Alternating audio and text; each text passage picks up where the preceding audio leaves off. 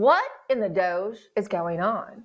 All this under, rather unexpected and somewhat troubling breaking news out today that Elon Musk is officially stepping down from heading up the Department of Government Efficiency, better known as Doge.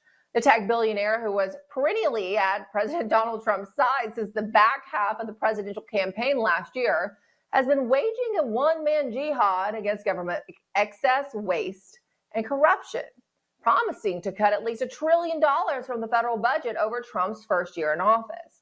The billionaire has barely cut $130 billion from the federal budget thus far, and that's nothing compared to our more than $32 trillion national debt. Our next guest, Mark Grubert, tweeted in response to, quote, "Well, that's the end of Doge. Protests work. That's why they do them. Trump buckles." I'm now joined by Mark Grubert. He's an investigative journalist, and he's the host of the wildly popular America's Untold Stories. Mark, if you think that this is a direct result of the protest? The timing couldn't be worse, whether it's the 130-day limit running out on Musk's appointment or it's the buckling under the protest. They're sure going to chant and take a scalp. Again, this is PR politics 101. Why would you come out with this announcement today after him being savage repeatedly and protests around the country? Whether it is or isn't, they will take this as a major victory in Marxist leftist circles. I'm sorry, but that's just the way the world works. Whether you want to agree that this was predetermined that Musk would leave at the end of May or not, having it on the front page of the Daily Mail and every paper in the country will give them a celebratory war dance. That's the way it appears to me. Well, I think my expectation, as was the expectation of a lot of people in America, was that, yes, Musk's appointment essentially ran out in May, but I expected some kind of extension based on the popularity of Doge's work amongst the public. I agree. This looks like they capitulated to riots and violence and Molotov cocktails and bomb throwing. Pam Bondi arrested absolutely no one. She claims that there were 3 people arrested somewhere. There was never a perp walk. There was never, their names were not released by her. She claims on Fox, which is her regular show now on Fox, as the spokesperson for the Justice Department, which she is. She's merely the face of the Justice Department and eventually will, I believe, have her own show on Fox when she does get fired by Trump. That being said, they never pushed back. They never sent out the National Guard. They never sent out U.S. Marshals to protect these dealerships. They never did anything. These protests built and built and built until they were national yesterday. So to announce that he's gone today, I don't know what else you could take away from it. Yeah, I thought perhaps maybe it has something to do with Wisconsin and the losses there. He did spend a lot of money and time in Wisconsin, and we're going to go into that into the next segment. But perhaps it is the protest. I mean, our correspondents in D.C. on the ground, Kara Castronova and Allison Steinberg, would constantly send us video. It's every single day, right? They're outside the White House. They're on Capitol Hill. They're all over D.C. Harassing people about Elon Musk.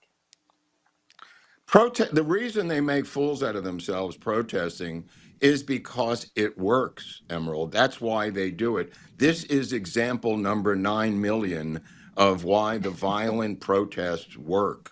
If anything, he should have extended Musk and said, I don't care if you burn every dealership in this country down, we're going to find you, track you down, and incarcerate you. That's not what he did. Instead, he did the opposite. Go ahead. I'm sorry. I was just going to say he did, and he actually had the bureaucracy on the run. And I know this because I still go back and forth to DC. I still have lots of sources that work as, civil servants within the bureaucracy. They're not the political appointees. And they were giving me inside stories every single day about how the civil servants who had been so subversive in the first administration and all along were really worried, and they were just waiting any day that Doge shows up to their agency, their department, their office, and when that happens, there was sheer panic. So they really had these unelected bureaucrats and the bloated government on the run. Yeah, I mean, if you combine them, undermining him, destruction of government property, combined with the judges freezing the firings, and now the capitulation by the administration into letting him leave.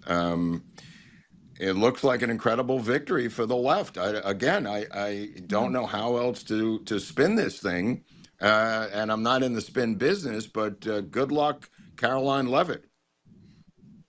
Yeah, we'll see. Look, I'm waiting to hear back from people in the Office of Management and Budget, trying to see, where this goes. If it goes forward, the OMB has been a little more active than they were allowed to be in the past. So we'll try to get some perspective on what happens in the future, but it is not welcome news, I think, for any of us today. I do want to move on to the next No, topic, I mean, God, yeah, I mean, he Go put ahead. himself way, way past any expectation I ever had of what he should be doing, and did do heroically as an American. His stock was tanking, his life was threatened. I mean, his dealerships burned to the ground. I mean, I don't begrudge him at all, from going this far. But it's not a day to celebrate a victory. No, and just besides the money savings and cutting some of the departments, I mean, it was just such a good. They're always looking at good publicity, right? And no matter what the corporate media did, it was playing very well with the general public. So it was a winner for Yeah. them in the media narrative sphere, which they're always looking for. So, I'm sure this is just breaking today. I think we'll learn more. A lot of times we have to wait for people to get out of their government buildings and get home to talk to us. So that's kind of what we're waiting Well, on today. we're still And we're still waiting for the firing of Alex Wong and Mike Waltz, which never occurred. Also, I mean, you talk about I'm Mike hearing that Waltz, who was that could be coming very soon. well, I certainly hope so, because Mike Waltz was the personal advisor to Dick Cheney, and Alex Wong and his wife are extremely suspect and probably the leakers. And yet, he stands behind them, unless there's something happens rather quickly. This debacle in Florida. Now, we pulled out the victory in Florida, but we had to spend all kinds of money. Trump had to use his manpower to go to Florida to shore up the seat left behind by For a Mike Trump Waltz. plus 30 district, right? A Trump Right, in plus a plus 30 30 district we district, had to fight for. where he could have been spending his time and effort in Wisconsin on the Supreme Court race, but he had to shore up a hemorrhaging district in Florida. Yeah, we're going to talk more about that with Liz Harrington in the next segment. There's been a lot of good things. This is a letdown today. We're again still going to learn more. I'm not hearing good suggestions for who might actually be taking Walt's place if he's fired, but I haven't really confirmed that yet. Mark said I'm not going to share that on air until I get Well, I will stronger recommend confirmation. Mike Benz and get ahead of the curve here. Mike Benz, who He's knows not the every one I'm single hearing. thing. I will tell you that. I know you're not hearing. I know you're not hearing it. That's why I'm saying it. Mike Benz has the brains and the knowledge and the connections. Was in the first Trump administration in cybersecurity in the State Department, and would be the person who actually does it, and is not a personal advisor to Dick Cheney. The last time I looked into Mike Benz's background. The person I'm hearing is pretty concerning, and if I confirm it, we'll go ahead and reveal that and explain why they would not be a good pick for that role. Possibly worse than Waltz. I don't know. Wong is very problematic. That's where people really need to focus, is Alex Wong, like you said. I do want to get into the JFK files before we run out of time. There's been a little bit happened on that, in the last few days, but overall, there's been some controversy around the woman in Congress who was tasked with this release, and that's Representative Anna Paulina Luna. She entered a document into the record that she claims is proof that not even the CIA believed the lone gunman theory behind JFK assassination. So what is the latest, and what are we missing thus far? Well, first of all, the hearings were a complete shit show. I've never seen a hearing like that. I don't even know what it was. I mean, I know all three of these guys, and they are who they are. There was a fourth guy there who was someone who was a deep state operative. Let me put it this way. Congresswoman Luna controlled that hearing. She allowed 4 people to testify. All 4 were far left liberal Democrats. Just think about that. In a hearing and a House that they control, they chose 4 liberal Democrats to work and coordinate their efforts with Crockett and other members of that committee with talking points that were completely insane. So that was the first problem. There was a situation where Boebert begins to talk to Oliver Stone, thinking that he's Roger Stone and that he wrote a book about the murder of JFK, blaming LBJ, which Roger Stone did do. And she believes that Oliver Stone is Roger Stone in the middle of the hearing. Then I missed that moment. Are you It serious? was insane. It was insane. Every part of this stupid hearing was something out of Sesame Street. At one point, they're holding up cue cards in back of the committee because Jim DiEugenio had once tweeted about Jackie Robinson. And even Jim DiEugenio is going, what the hell is this? They had stuff that had nothing at all to do with JFK in that hearing. It was completely insane, totally insane. Here's a soundbite of Oliver Stone in the hearing yesterday. Take a listen. Go ahead.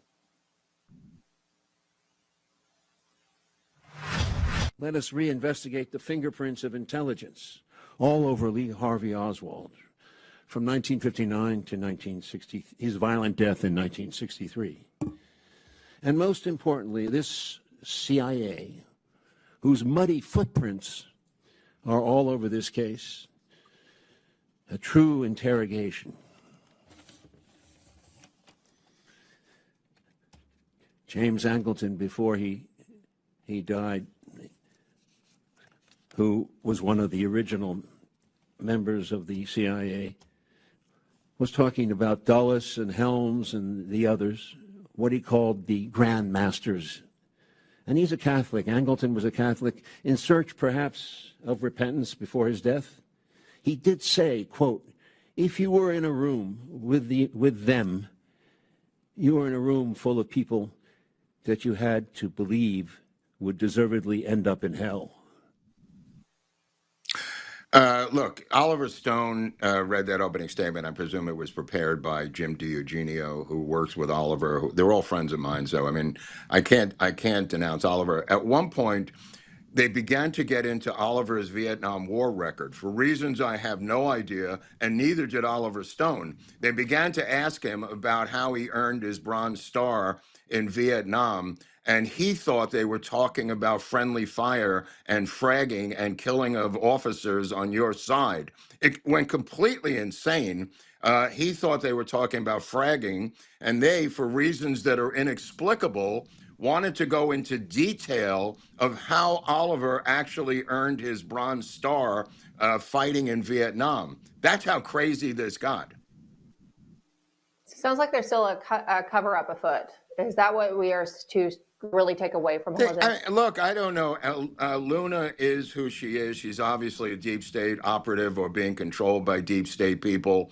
The whole committee hearing, at one point, Nancy Mace was sitting in her seat and it said Congressman Luna in front of her, and it was Nancy Mace sitting there. I've never seen that done. Boebert didn't know what day it was. I mean, Crockett started saying that Dallas was the city that she represents and they should be heralded. They went after Trump repeatedly, as I said when the committee was formed.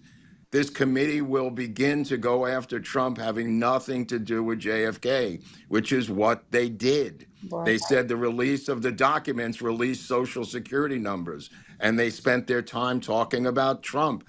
It was a shit show. It was. I'm sorry, I predicted it. I just thank God I wasn't asked to be on it. Yeah. You know what? That's one of those times you're glad you're not invited, right? Yeah, no. And there's no... I mean, so many people wanted me to be there, and I'm going like, oh, maybe I could be there. I would have loved to have seen you there, yeah. I would have tried to do it a different way, but I mean, it was so tepid, it was so weak, it was so loose, it was so wrong on so many levels. They were so unprepared, the committee people. They didn't know anything about the assassination. What I would have done, I would simply go down the line saying, you've got 6 minutes, tell me your take on it. And let everybody just say their 6 minutes of what they thought happened. That's not what they did. Yeah, you had said from the very beginning that the hearings would be worthless, and it looks like once again you were right. There was really only one phrase which you used to describe it.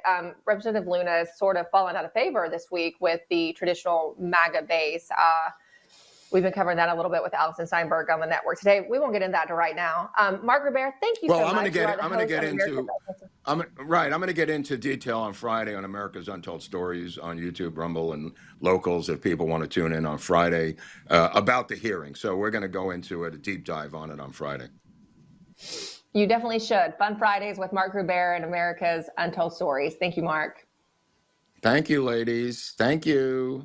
You, my friend, need Native Path Collagen. Made with only type 1 and type 3 collagen fibers, these are the two most important types that make up 90% of the collagen in your body. It's found in cartilage, bones, skin, hair, nails, your gut. Type 1 and 3 provide maximum benefits without the need for unnecessary fillers. Also, Native Path Collagen has no additives, no artificial sweeteners. It's also completely flavorless, which is important because Native Path Collagen can be added to anything. I put it in my coffee. Also, because of its special peptide formulation, it mixes more easily than any other collagen I've ever tried, and I've tried a lot. But the best part, Native Path offers amazing bundle deals. You can get 3 or 6 packs at a fraction of the price of other brands. Plus, they have a 365-day no-risk guarantee, making Native Path the trusted choice. All you have to do is visit getnativepath.com/truth. That's getnativepath.com/truth. to start your transformation.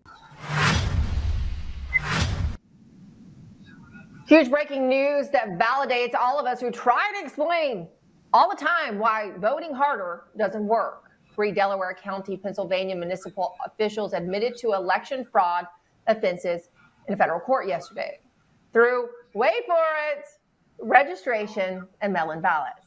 And because it's a federal case, this evidence is now a part of the federal record. We'll have more on this breaking story on Friday with election fraud investigator Lear Hoops. It is also relevant to what happened in Wisconsin yesterday, which brings us to our election fraud watch. Republicans were left scratching their head yesterday in Wisconsin when Democrat Susan Crawford won over Republican Brad Schimel in the highly anticipated state Supreme Court race. What happened?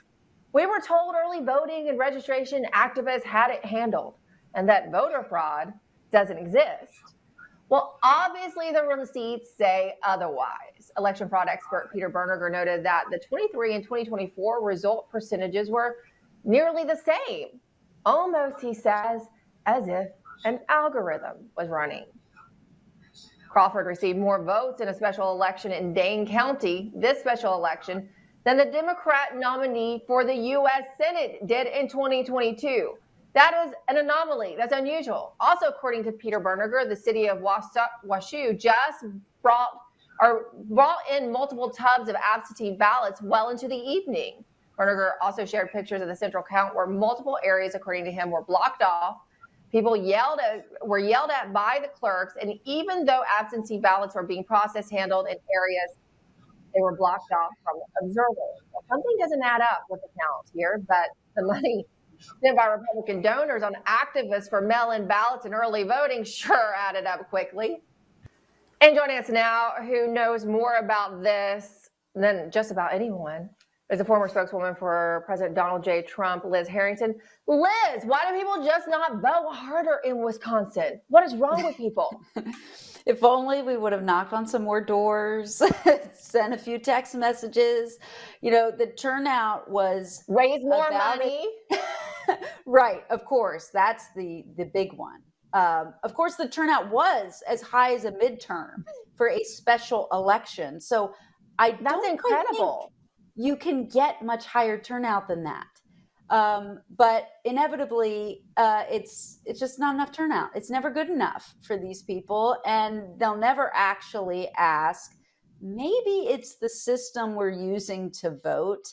Maybe the turnout is not actually registering into real votes and real results. Maybe that's your problem. I feel like that a real good, because, you know, we're going to be like a lot of people, you look for signals. There's a real strong signal here in that people overwhelmingly voted for voter ID, but then they vote for the Democrat, the hard left, Susan Crawford. That just is cognitive dissonance, right? That makes absolutely no sense, because people who care about voter ID typically don't vote Democrat, because they platform themselves on no voter ID. Right. And guess what? Wisconsin already has voter ID.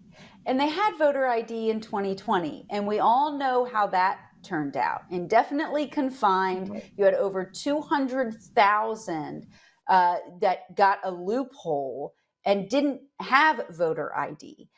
We know that was rigged. They rig elections with voter ID. So the people that are behind rigging the elections aren't that concerned if they've already been able to rig elections with the voter ID. And this is another case in point. But it just shows you that these numbers don't make any sense. And you see it again and again and again. But all of these people will not ask the obvious question and demand change in this system, because they don't actually want to change the system. And the system is not sustainable. They keep saying if we can just get more turnout. We had the most turnout ever with a candidate that you will never see again, ever. His name is Donald J. Trump. That is the ceiling, okay? And if you get higher turnout than that, our elections really will start to look like the Soviet Union. You get 100% turnout and 100% results. It's a joke, okay? We don't need more turnout. We need real results. We need integrity in the system. We need no mail-in ballots. We need to get rid of the voting machines. We need to limit the early voting period, and especially limit the late counting period. No counting after Election Day. I mean, these are just basic common sense things that I know President Trump, even though he's not going to be on the ballot again, is determined to get and wants to get. And it seems like there's nobody else besides him. He's putting out executive orders. He's continuing to talk about it. He's continuing to say, this is what we need to get done. And yet, where is the follow through from anybody else? It's very interesting. And I know for a fact that he is very focused on it. As president, he's very focused on it. It's very interesting that the big,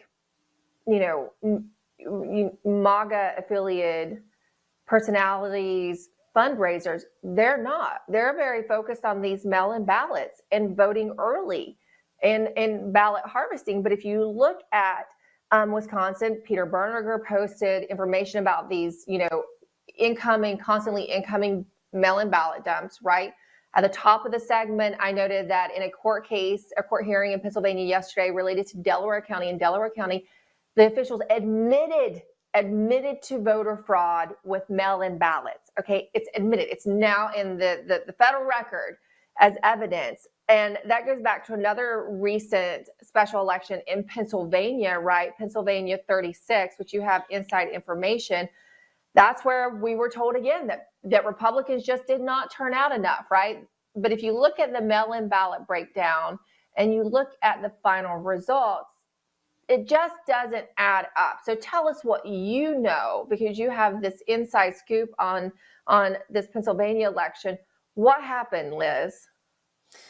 Well, credit to Audit the Vote PA, first of all, because they got these numbers. And I mean, just look at it for yourself. You just had them up.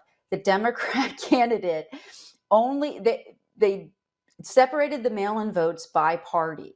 The Democrat candidate only got 7,100 Democrat mail votes returned, but somehow got almost 9,000 mail-in votes. So, and the Republican had way less mail-in votes returned by Republicans than the Democrat had Democrats. So what they're claiming, if you're saying that, these numbers are legit, they're claiming that the candidate that for the Democrats got 25% of the mail-in Republican vote. This is absurd on its face, okay, right? But then this information that was brought to me, they took these names, they have the names of all these Republican so-called mail-in voters, right?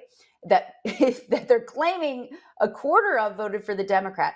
They ran this through some of the best GOP data, that shows what propensity type voters. This is the bread and butter, right, of the door knocking, of all the mail-in, all of that grift, right?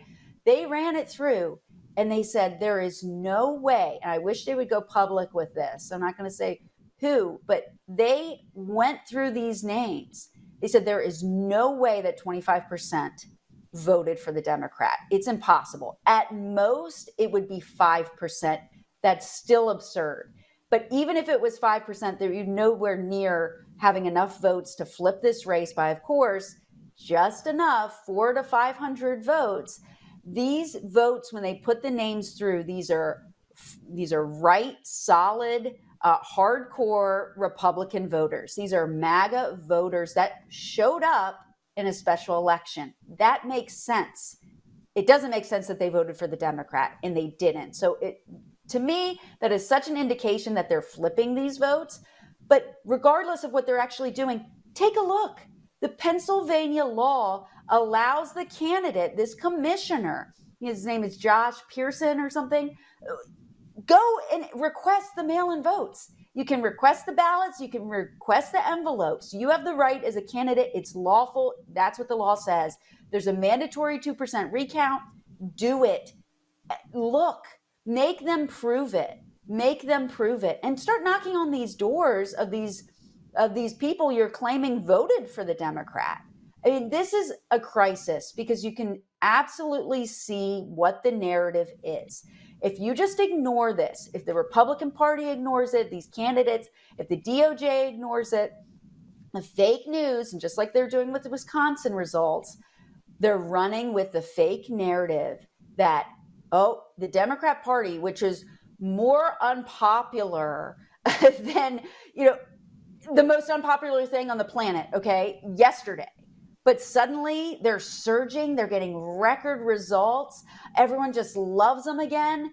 It's a lie, but they're seeding that narrative because they're going to block the agenda with as many injunctions from these district tyrannical judges as they can until the midterms, when they steal those and say, look, it was the blue wave and we saw it starting in April 2025.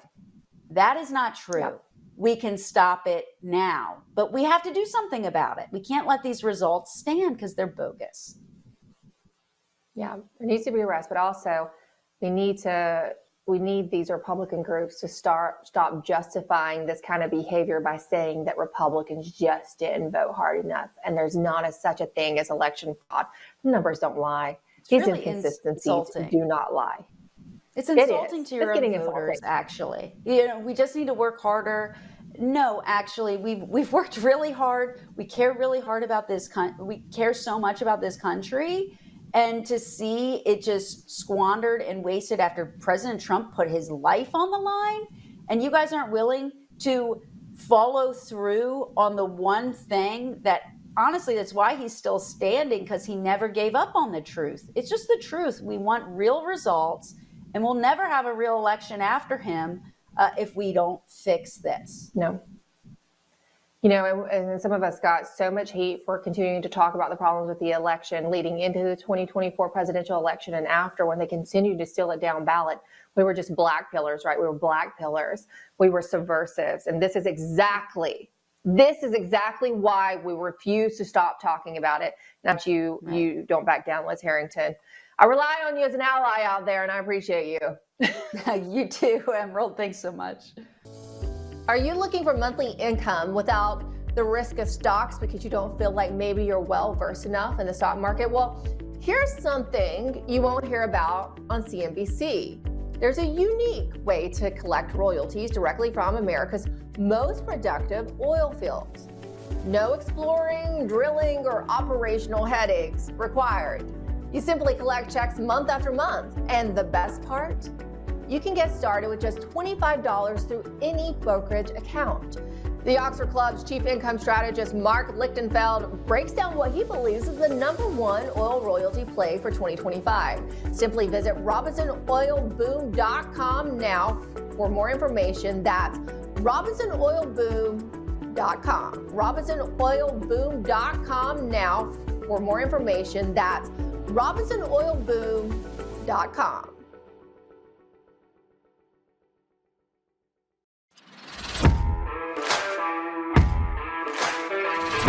Hear too much about our country and its taxpayers have been ripped off for more than 50 years, but it is not going to happen anymore. It's not going to happen. In a few moments, I will sign a historic executive order instituting reciprocal tariffs on countries throughout the world. Reciprocal, that means they do it to us and we do it to them. Very simple. Can't get any simpler than that. Liberation Day, the day Trump let the world know they would no longer be eating our lunch economically. It's the day President Trump reclaimed the American dream for the middle class. But if you just read the headlines, you'd think the world is ending. But this is exactly what is needed to get the American economy back on course, according to the author of the book, Reshore: How Tariffs Will Bring Our Jobs Home and Revive the American Dream. The author is Spencer Morrison. And Spencer joins us now. Spencer, what do you make of this, of Liberation Day and the tariff announcement thus far? We're going to go more, and I'll just tell our audience, we're going to go more in depth on this on Friday. This is a little short primer segment, so I'll just let you take it away. I'll tell you what, I'm very, very excited about it. Today's Liberation Day. On the 4th of July, we celebrate Independence Day. It celebrates the political independence of this nation. But you know what? Political independence is nothing if we don't have the economy and the industry and the production to defend it in the long run. And that's where this Liberation Day comes in, right? Money, power, politics, economics. They're two sides of the same coin. So that's why this is so important. Right now, America is not independent. We're not free when it comes to when it comes to the economy and production. We are entirely dependent on foreign suppliers for the necessities of life. And this ranges from all sorts of key products, from steel to automobiles to computers and silicone chips. If we don't make those things here, we're not going to have a free country for very long. I mean, it's like President Trump said, no steel, no country, right? And I'll tell you what, it's even worse if we don't have computers. Yeah, no kidding. I hadn't even thought about that. Look, here's the thing. All the headlines thus far are fear-mongering, saying, oh, this is going to cause major fallout. Every American consumer is going to have to pay. It's going to be worse on every American consumer. Are they valid? Or are there any validity to those claims in the headlines that I showed? Not really. I mean, the reality is that anytime you have a major policy shift, there's going to be, ramifications of that, economic dislocation. Remember, America has been running a massive chronic trade deficit every single year since 1974.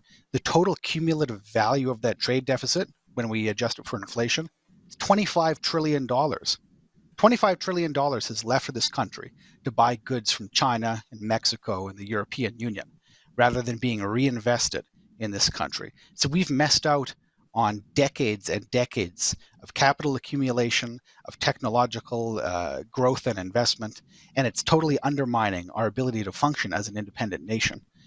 So what we need to do is we need to raise the tariff walls, reshore our industry, and that's going to be the key to rebuilding the middle class and reviving the American dream.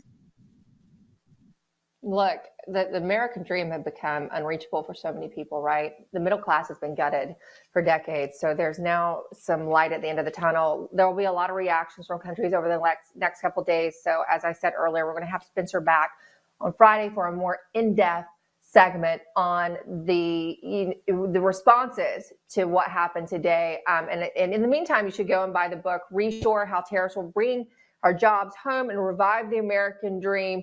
Try to get it overnighted so you can go ahead and start reading it before our next segment on Friday. Thanks so much, Spencer.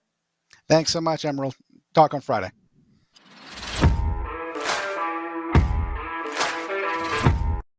You're absolutely right, Maria. tens of thousands of pages of documents and hundreds of victims of Jeffrey Epstein. So the FBI, they have been working round the clock at my directive, at Kash Patel's directive. Now Dan Bongino's there, who is a great asset for all of us at the FBI as well. But yeah, we have to protect their identity, their personal information to make sure they're safe. Well, Attorney General Pam Bondi has been on her 700th Fox News hit. Obviously, as our friend Mark Gruber said earlier in the show, maybe trying to get her own show on Fox. She once again promised to release all the Jeffrey Epstein files while again failing to actually do so. Virginia Giuffre, one of the loudest accusers of Jeffrey Epstein, and Ghislaine Maxwell was also coincidentally hit by a speeding bus over the weekend. UK publication The Independent reports that the accuser, a prominent men such as Prince Andrew, has just days to live in the wake of that horrific accident. Now, according to Giuffre's statement to the press, she said, quote, "I've gone into kidney renal failure. They've given me 4 days to live, transferring me to a specialist hospital in urology." Earlier today, however, Giuffre took to social media to clarify her initial social media posts. She now says that she mistakenly posted that claim that she has 4 days to live to Instagram. Joining us now to help us understand the latest is journalist Liz Crokin, who's been all over the story and knows better than anybody. So what's really going on right now? Some of us are really confused, Liz.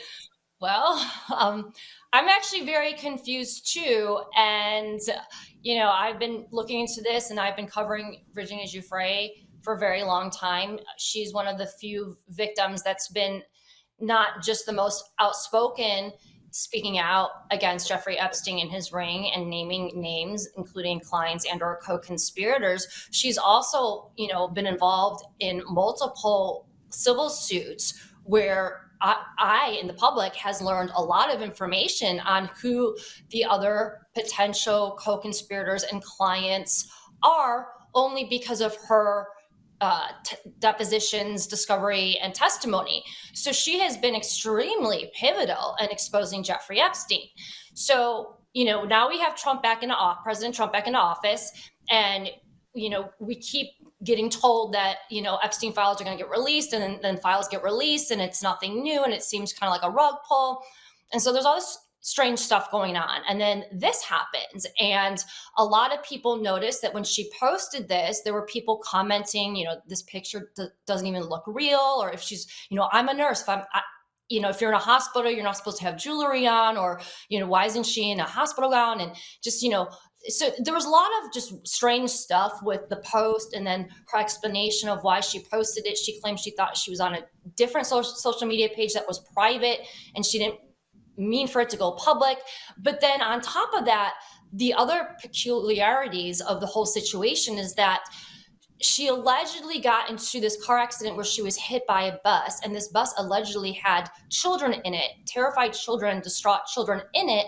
And apparently when the accident happened, the police were called, and then allegedly they said, "Oh, sorry, we don't have any police officers or that could come, so just make your own way to the hospital," which to me, it sounds really strange, but then again, I don't know, maybe it was in some rural area in Australia, but there's just so many moving parts here that don't add up. And so no one really knows what's going on. Now, it is my opinion that there definitely is more going on with this story than has been released publicly. There are some people that have speculated that possibly this was posted in an attempt to maybe even fake her death to put her in witness protection, or there's something else going on. But the pieces aren't adding up. One thing I will say, though, is that these victims that have been raped, tortured, and trafficked by some of the most powerful people in the world, including, she alleges, Prince Andrew, which is a member of the royal family. These people have a target on their back. They are threatened. Their lives are threatened.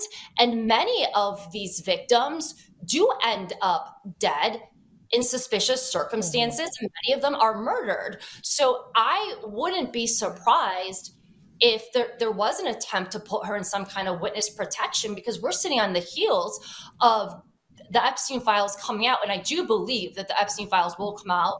And she has been one of the most important key figures in exposing him in his reign. So I'm sure she's getting tons of threats right now. But what's really going on, really knows. That's my opinion. And talking about the kind of threats they live under, just the basic PTSD one would have, but then there's the constant threat.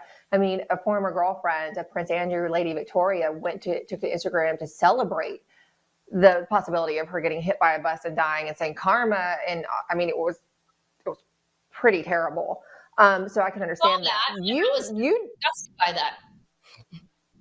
Yeah, it was terrible. And then you do feel confident that the Epstein files are going to come out. There's obviously more than that. There's also the Diddy scandal that we're still kind of waiting on. He's, in prison awaiting, his trial.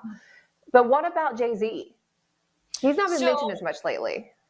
Right. So there was a new lawsuit, and the news broke about this lawsuit that came out sometime last night. And there's a new victim of Diddy's reign who alleges that he was brought to a Diddy party and he was abused in multiple ways, including sexually. He said that not only was he sexually abused and drugged, he also said that because he allegedly snitched, I guess, on Diddy or someone in his ring, that Diddy was parading him around with a mask on that had, like a guy's genital on it, if you know what I mean. So they're parading him around this freak off party that Diddy had as if he's like the Gimp from Pulp Fiction. And Diddy told people that they were doing this to him to punish him. So drugging him, parading him around like he's the Gimp from Pulp Fiction, and sexually abusing him to punish him allegedly for snitching. Now, who was at this party? Allegedly, according to the complaint, Beyonce and Jay-Z. And allegedly, Beyonce and Jay-Z witnessed this person undergoing all of this abuse. Now, the reason why this is interesting is because there have been other claims made against Jay-Z, including that he allegedly raped a minor. And in addition to that, a story that I've been working on for a very long time is that Jay-Z allegedly has an illegitimate son. The guy's name is Ramir, and he's been public with his story for many years. He has been trying to get Jay-Z to take a DNA test for over a decade to prove that Jay-Z is his dad. And it's my opinion that the reason that Jay-Z refuses to take this DNA test is because his mother, at the time of Jay-Z allegedly getting this woman pregnant, was 16, and Jay-Z was in his 20s. And in addition to that, he trafficked her across state lines.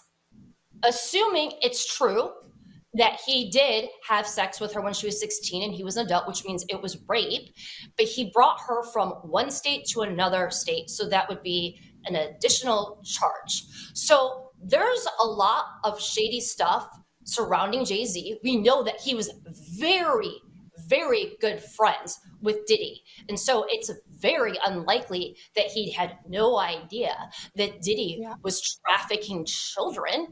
And there's a lot of evidence to suggest that he was involved in the same stuff. And I do believe that we're going to continue to hear more and more about Jay-Z's involvement in Diddy's reign. What I can tell you for a fact is that that man is evil. I have been covering him for over 15 years. I think he exudes evil. So none of this really surprised me. I just hope that the evidence will see the light of day, just as I'm still hoping for the Epstein files. I'm glad you feel optimistic. The more I see Bondi on Fox News Hits and don't see the files, I get, a little less confident. But if you feel comfortable, because, you're one of the people I look to. You're who I look to on these issues and this beat. And that brings us to a topic I do want to bring up, because I see that you're complaining of what I'm complaining of. We share our information largely on social media, especially X. And it seems as of late, I had noticed I've been quite throttled. And then I saw you tweeted basically verbatim how I feel. So what is going on? So I noticed that my account on X started getting throttled, censored, and shadow banned over a year ago, and very dramatically. Like, it wasn't, like, you Yep. can't find some of my posts not just in the main search but in the advanced search. And I watched as X would bleed out, like, some days tens of thousands of my followers when I have posts literally going viral and getting millions of views. But here's the reason I know for a fact that I'm a shadow banned, censored, and throttled on X is because X released their source code. And so I was able to run an audit on my account. And what I was able to find is that there were 58 labels on my account censoring my account, including labels saying that I was on a blacklist, that, I'm shadow banned, and I'm state media. I have never worked for any state media. So just all these labels. So I'm thinking, what the heck is going on? Because I love Elon Musk. I've been a huge fan of his. I've been a huge fan of all the stuff that he's been doing. He's MAGA, I'm MAGA. This is supposed to be the platform of free speech. What's going on? So I started doing a lot of research, and I was shocked at what I discovered. When he took over X, I think everyone was kind of under the opinion that, like, he bought the company, he owns it, he's in control. Well, guess what? Guess who some of his shareholders are, which means that they are technically co-owners of the company. Jack Dorsey, who is the old CEO of Twitter 1.0, when everybody was getting, censored and throttled, well, at least, conservatives were.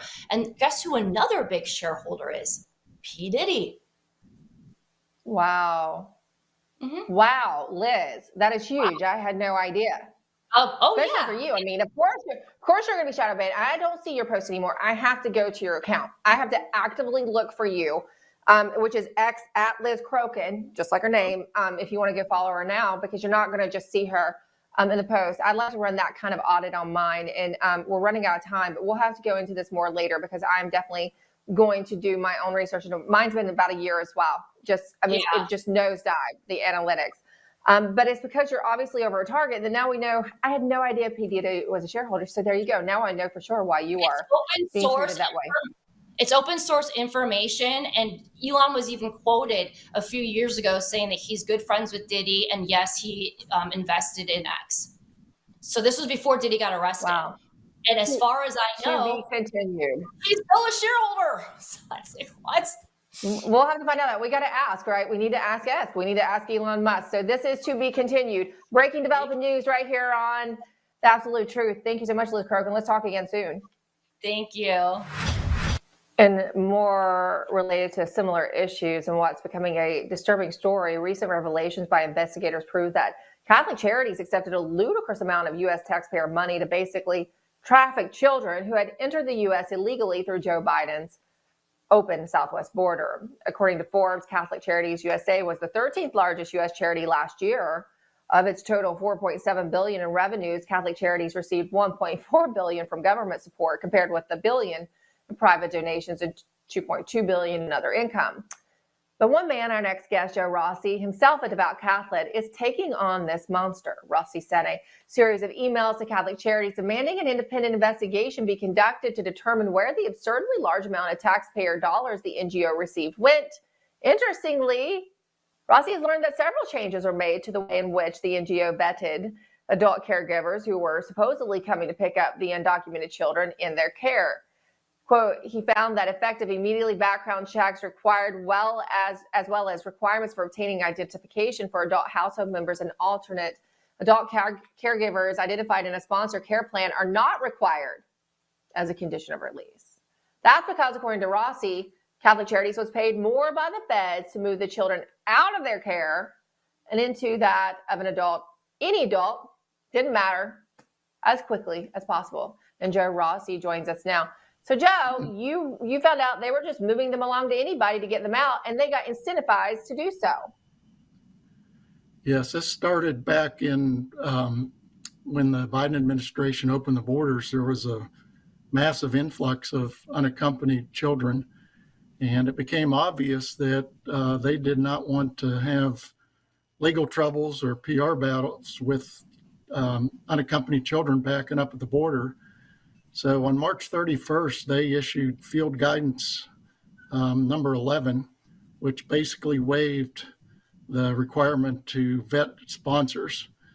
So my data and all the research I've done is there was an inadequate or no vetting process for these unaccompanied children that were flowing through these NGOs, such as Catholic Charities. And obviously that's very disturbing. And in one of my quotes in one of my documents I had, one of the HHS employees told them down in the field down there when they were working these unaccompanied children that, hey, you don't know, we don't get sued by traffickers. We just get sued if we back them up at the border, which told me there was a tremendous effort to move these kids as quickly as possible, regardless of the danger that they might be putting them in. Yeah, Catholic Charities claims in a letter directly to you, right, Joe, that they weren't doing anything untoward. Explain. Yeah, well, this letter here is from the bishop that I've started out working with, and he referred me to several contacts if I had, concerns of an individual that was in danger. My real question for the bishop was, and that was great that he sent that, I appreciate that, but what I really was asking him for was this independent investigation, and he really didn't take action on that. But my communication with San Antonio Catholic Charities led me to believe that it was a very relaxed process, and there was no vetting being done by the inbound end of this logistics chain on who was bringing them in, and then also from an unaccompanied children standpoint, where they were sending them, and the validity of any vetting whatsoever was very, very skeptical. So where does the investigation stand now? You've called for an independent investigation. Where is it headed, and what do people need to do? How should they push for accountability? Yeah, I think that's the key, is accountability. Obviously, the new administration, and I believe, is going to do everything they can to help rescue these children, but there's still some individuals, some groups that were part of this logistics, human trafficking nightmare that need to be held accountable, and certainly some reform is going to be needed in the Catholic Church coming out of this. So where it stands is, I started with our bishop, and as I said earlier, I have the utmost respect for our bishop, but clearly he's not at this point anyways. He said he's praying on it and continues to discern it. He certainly hasn't called for an independent investigation. So I went directly to the USCCB. There's two generic emails you can send them to. One gets it to the head bishop of the USCCB, and the other gets it to the bishop in charge of migration. So I sent it to those email addresses in hopes that it would get in those two bishops' hands. I got a response the next day from an attorney that I believe is like an assistant director for the migration in the USCCB. And in summary, he basically said a couple things that were troubling. The first one, he said that we followed federal policy or federal guidelines around vetting. And I don't know what that means, because that FG11 said they didn't have to vet after March 31st of 2021.